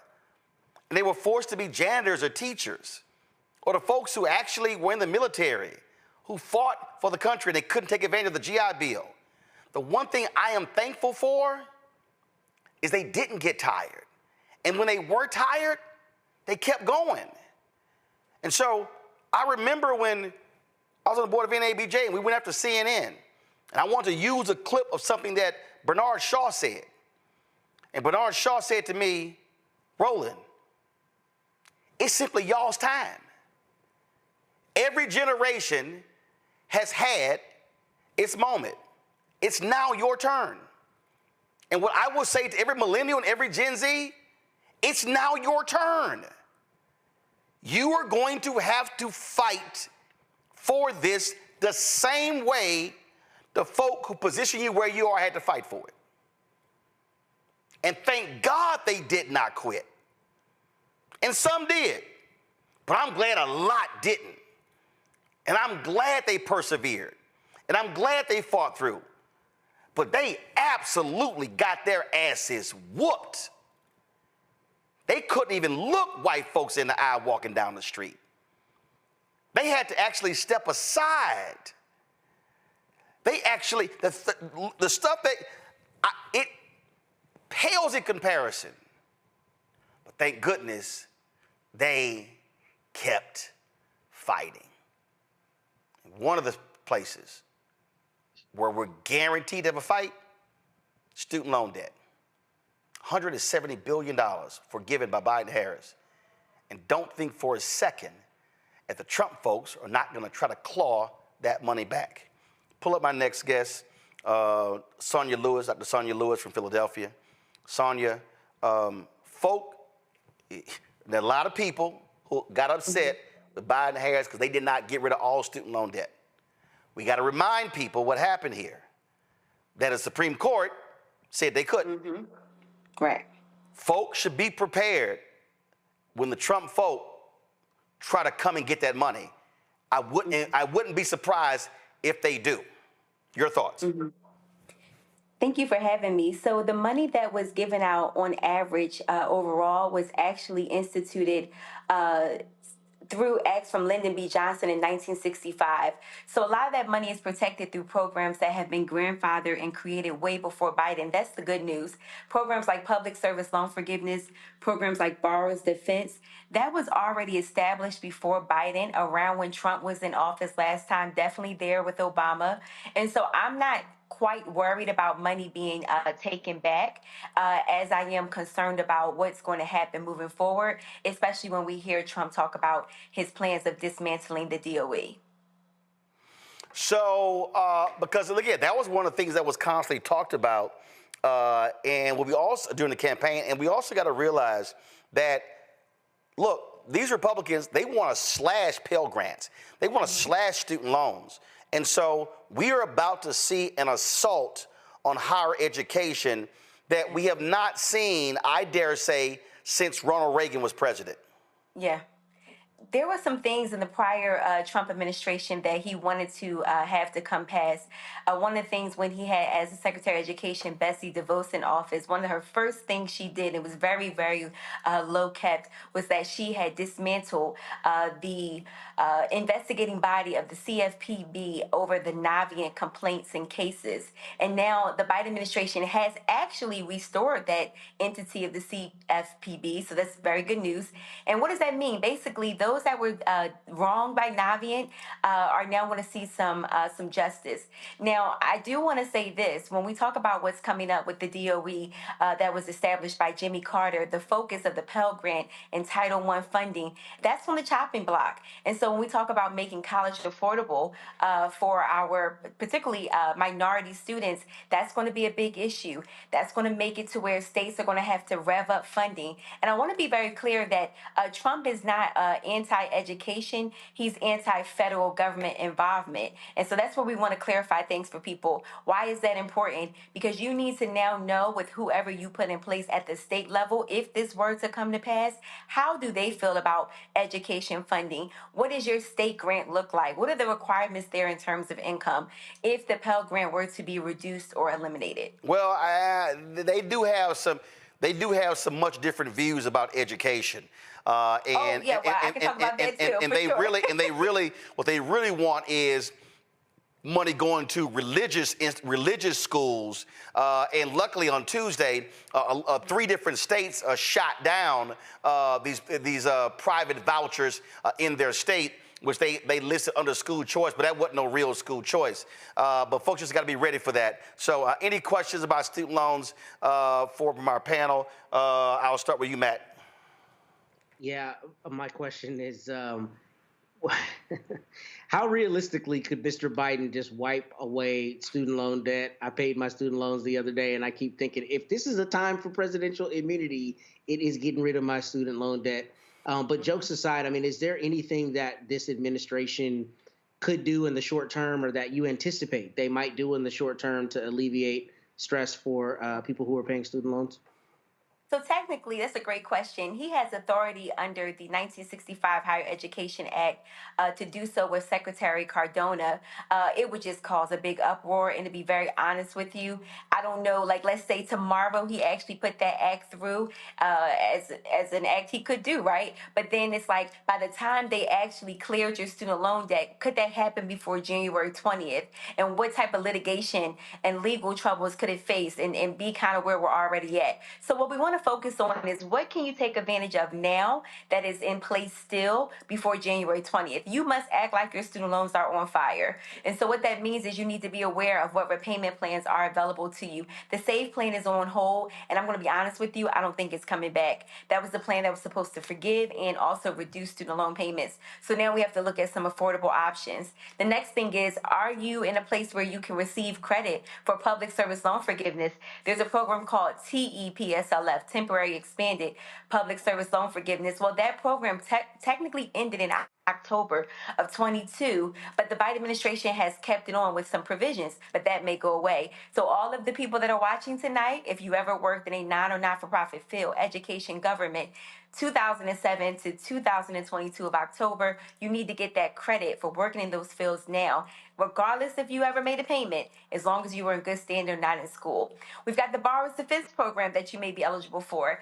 That program is really, really important to tap into because there are so many schools, about 250 of them, that were found to be doing wrongdoing. And so if you went to a school like the University of Phoenix or DeVry, these schools are listed online on studentaid.gov. You need to put that application in Everything that could be possibly eligible for, that you could be eligible for, you've got to get that in before January 20th. And the last thing is making sure that everybody understands the status of their loans. A lot of people have not logged in since pandemic times to studentaid.gov. You need to know if you are in default. How is this going to impact your credit, your home buying? And so how realistic is it to get some more forgiveness? There is going to be more forgiveness. I know that based off of the programs that I just mentioned. But the reality is I don't want people to be skipped for what they could be owed.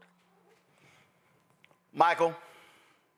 Hey, Dr. Sonia, when we looked at President Joe Biden's executive order on student loan forgiveness, wasn't that also used in the HEROES Act of 2003, passed by Congress? That was the argument, the legal argument that they were making, and it gave the president the authority to discharge debt in times of emergency. So it was based upon the coronavirus emergency. So can you just explain quickly, because a lot of people don't understand this, why he couldn't discharge all student loan debt? It was targeted. Because the Supreme Court said no? Yeah. They said he didn't have the power. That was the wrong thing to use. It was the wrong thing to use. You know, I'm not a lawyer, and even I knew that that was the wrong act to go under because that was a provision for pandemic times. Your student loan debt was before pandemic times. So when that went through, I'm like, who wrote this? I'm going to be honest with you. I was disappointed because the student loan problem didn't happen or get exacerbated because of the pandemic. If anything, the pause was nice. The no interest, no payments, that was great. But that wasn't a pandemic problem, so I knew that that was going to get rolled out. Again, the act that they should have went under, which they were trying to as of recently, if there would have been another term, would have been the Higher Education Act of 1965. That would have been the act that would have given them more wiggle room to get these loans forgiven under. Kelly? So do you think, okay, go ahead. No real question. Just what are true next steps? So my biggest concern are for the people who are in the pipeline who didn't get a yay or an A. So what exactly happens to them? And what happens to the people whose loans were forgiven? Does it just roll back, or do we not know because the administration hasn't done anything yet? Yeah, you know, that's one of the things I'm not reading or just in my studies that I'm seeing that would be a possibility in terms of them rolling back loans. Because again, guys, the loan forgiveness that has come through was through public service loan forgiveness, borrower's defense, teacher loan forgiveness, programs that were cleaned up through the Biden administration. I think they did a hell of a job doing it. That's not going to be rolled back because that was in place before Trump, before Biden, before Obama, and so forth. Again, a lot of this got instituted around Lyndon B. Johnson. So I don't think that's going to be rolled back. But when we talk about what's coming up, great question. What we have to understand and be informed and educated this time, this is why these conversations matter. When we hear Trump talk about the DOE and dismantling, there's also something he wants to institute called the American Academy, where he wants to tax private endowments, and he wants to fund an education system, an academy, if you will, that will be on par with receiving an associate's or an accredited bachelor's degree that's free for all Americans. Americans that have never completed another institution can be grandfathered into that institution and use their old credit to finish up, trying to make the U.S. more competitive and free. So it sounds really, really good, right? But there's so many flaws into it that we don't have just enough time to get into tonight. But it's very, very important that people are aware as to what's on the table, as to what changes could occur. And again, if they were to occur, you now need to be paying close attention at who you are putting in office, who you are voting for or not voting for when it comes to state elections. Where is your tax dollars at the state level going to go? Because that's what this is boiling down to. And so when we talk about people being prepared, well, they've got to be prepared for repayment. This is going to be the first year in about 4 years that they're going to actually be able to garnish tax wages. So if you were expecting a refund check, but your student loans are in default, that's not coming. And then right after that, they start garnishing your wages. Your credit score has probably fallen, and as of October 1st, if you were behind on your student loan payments, because that's when it started to report. So there's so many things that people have to be aware of, that this is not yesterday's student loans. We are back into the times in which, quite frankly, it's a mirror of when Trump was in office before. All right, then. Sonia, we certainly appreciate it. Thank you so very much for joining us. Thank you. Have a great day. Folks, 7 years ago, after Donald Trump held his news conference at what happened in Charlottesville, I did a commentary on the Tom Joyner Morning Show that we also simulcast on TV One. 4 years ago, we ran that on this show prior to about 81 days out from the election. And so, you know what? I think that I thought it was time to show that again so folk can understand what the stakes are. And it sort of alludes to what I was saying earlier, why we can't be in a position where we are giving up when we do have something to fight for. Roll that.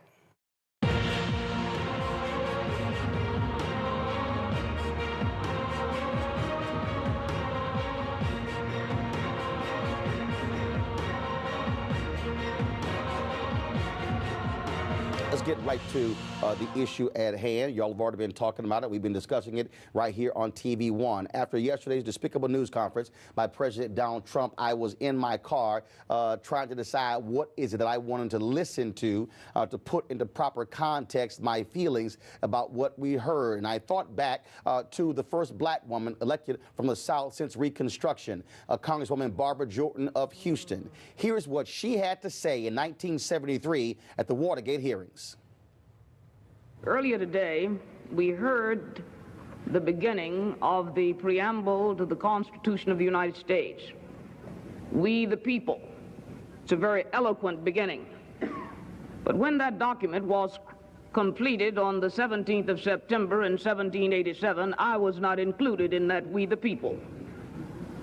I felt somehow for many years that George Washington and Alexander Hamilton just left me out by mistake.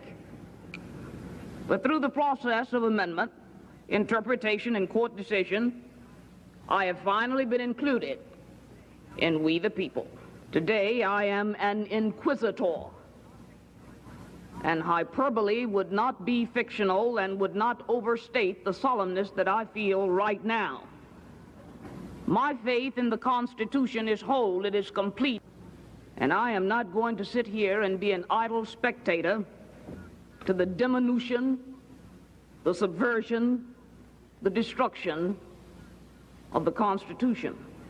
Sybil, just like Congresswoman Barbara Jordan, I will not be an idle spectator for a white supremacist sitting in the White House. I will not be an idle spectator to see Donald Trump walk in the footsteps of Republican Herbert Hoover, who led the Lily White movement when he was president from 1929 to 1933. I will not sit idly by to see Donald Trump act like Democrat Woodrow Wilson, one of the most violent racists we've ever had served in the office of the president. The fact of the matter is yesterday's news conference was shameful. It was despicable. It was him giving the middle finger to black people, to Jews, to Hispanics, to Asians, to women, to white people of conscience. This is a president who has no shame. He is an immoral leader. Now, I know some people out there will say, well, he was elected. But yes, but guess what? Wilson was elected. So was Hoover was elected, and other racists who have served in that particular White House. What this man has done by aligning himself with neo-Nazis and with white supremacists is shameful and should not go unchecked. But it's not just a question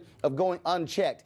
We must do more than simply tweet and comment on Facebook. This is a challenge. This is a declaration of war. I also talked about, again, what I was listening to, and I had to play this, Tom, by Reverend Charles Jenkins. Many of you might have heard this. When the enemy is swinging at you, you can't go down or fall down. You got to swing back.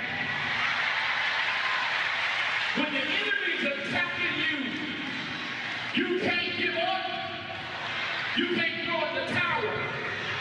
But you got to get yourself together. And you got to come hard. Am I talking to any real people in the building? So when the enemy comes at you, you got to know that the weapons of our warfare are not carnal, but mighty to the pulling down of strongholds. You got some weapons, and you can't take it laying down, but you got to fight back. So when the enemy comes at you, you got to say, you know what, devil? I'm not going to break down. I'm not going to fall down. I'm not going to go down.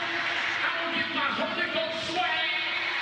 And I'm going to say, peace means war. Tom, for 398 years, black folks have been fighting this country to ensure that it lives up to its ideals. For 398 years, we made it perfectly clear we're not going to sit idly by and allow ourselves to be embarrassed and run over in shame by white supremacists. This is the 190th anniversary of the first black newspaper, Freedom's Journal, which was founded in March 1827. In their lead editorial, they wrote, "We wish to plead our own cause. Too long have others spoken for us." This is a moment where we don't need anybody else to speak for us. We can speak with clarity and with precision as to exactly what is required of us. And what this requires, it requires alphas and kappas and omegas and sigmas, iotas, AKAs, deltas, zetas, sigma gamma rho, the links. It requires the Prince Hall Masons. It requires me, fi, me. It requires people of conscience to stand up, whether you are bougie, whether you are grassroots, whether you are, no matter where you are, it requires black people and other people of conscience to say we are going to oppose any effort to go back to the days of Jim Crow, to go back to the days after Reconstruction when you had the Redeemer movement by Democrats, when the Lily White movement by white folks as well in this country on the Republican side. We have seen this before, and every time it has happened, we fought back. And what that means is it's time for folks to stand up and mobilize and organize. It means that when it comes to the ballot box, I don't care who you are. I don't want to hear anybody say my vote does not matter, because when you see a white supremacist at 1600 Pennsylvania Avenue, all you need, that's the only proof you need to show your vote does indeed matter. What that means is we need people in Virginia, in Tennessee, in Mississippi, in Alabama, in Texas, in Georgia, in Florida, in Illinois, in California, in Wisconsin, in Michigan, in Pennsylvania to say enough is enough. What it means for us to go to city council meetings, county commissioner meetings, state meetings, go to the governor's mansion and say we are going to rain a holy hell down on any politician who stands with Donald Trump. If you think we are playing, you're wrong. The previous generation, the baby boomers, they stood up. Our grandmothers and grandfathers stood up. Our mothers and fathers stood up. It is time for Gen X and Gen Y and millennial generation to stand up and say we are going to take this fight on and go after anybody who stands in our path. I will not stand idly by and listen to Donald Trump anymore. I will not listen to a man who is an immoral leader. I will not listen to anybody, whether they are black Republican, who agrees with him, who voted for him, who continues to apologize for him. And you will be name-checked, you will be embarrassed, and you will not be invited to anything that involves black people. It is time for us to call people out. It is time for us to realize that we cannot wait. In 2018, we're going to commemorate the 50th anniversary of Dr. King being assassinated. We're going to focus on the 50th anniversary of the Kerner Commission's report on the race riots in 1967. Do understand this is a moment where people are going to have to decide whose side they are on. Are you on the side of righteousness, or are you on the side of bigotry? Are you on the side of just people, or are you on the side of white supremacists? There is not going to be any effort to say I can stand on either one. And I don't care who you are, if you're a Republican or Democrat, you have been served notice. If you stand with this man, if you support white nationalist policies, we are going to take you out at the ballot box and put people of conscience in. Heather Heyer is going to be buried today. She is a 21st century version of Viola Liuzzo, a white woman from Michigan who died trying to help black folks to vote. This is not a black thing or Hispanic thing or Asian thing. It's a conscious thing. This is a battle for the soul of America. And like the Tuskegee Airmen said, we will fight to the last hour, to the last minute, to the last second. We will fight, fight, fight. Number 45, game on. And that's for the folks who think I've changed over the last 7 years. Michael, Matt, Kelly, appreciate y'all being on today's show. Thank you so very much. Folk, we head to the weekend. Certainly get your rest, take your time, do whatever you need to do. Do what would they say? What folks say, self-preservation, self-care, or whatever that is. Do all of that. But trust me, as long as there's breath in our bodies, we better be fighting for what's right. Folks, don't forget, support the work that we do. Join the Bring the Funk fan club. Your dollars are critically important, especially at this time. Your dollars absolutely matter. Because again, we don't have billionaires and millionaires cutting us checks. The right wing, man, they got all kind of support. And so your support is critically important. Send your check and money order, P.O. Box 57196, Washington, D.C. 20037-0196. Cash App, we told y'all they've been tripping. So they shut down a lot of business accounts. And so the way to support us is paypal.me/R Martin Unfiltered. It'll say New Vision Media in case you're concerned. Venmo is RM Unfiltered. Zelle, Roland at RolandSMartin.com, Roland at RolandMartinUnfiltered.com. And of course, you can also download the Black Stunt Network app, Apple phone, Android phone, Apple TV, Android TV, Roku, Amazon Fire TV, Xbox One, Samsung Smart TV, and be sure to get a copy of my book, White Fear, How the Browning of America is Making White Folks Lose Their Minds. Available bookstores nationwide. Folks, we always end the show on Friday showing you all of the names of the people who have donated to our show. It exceeds now 31,000. Keenan, let me know what the new number is. And we thank everybody who has given to this show in the 6 years since we launched September 4th, 2018. And trust me, we're going to keep fighting a good fight. Our goal is to raise an additional $2 million next year so we can launch additional shows. We would love to launch a show with a millennial host, a Gen Z host, getting their voices out there. And so please support the work that we do. Folks, y'all have a great one. Holla!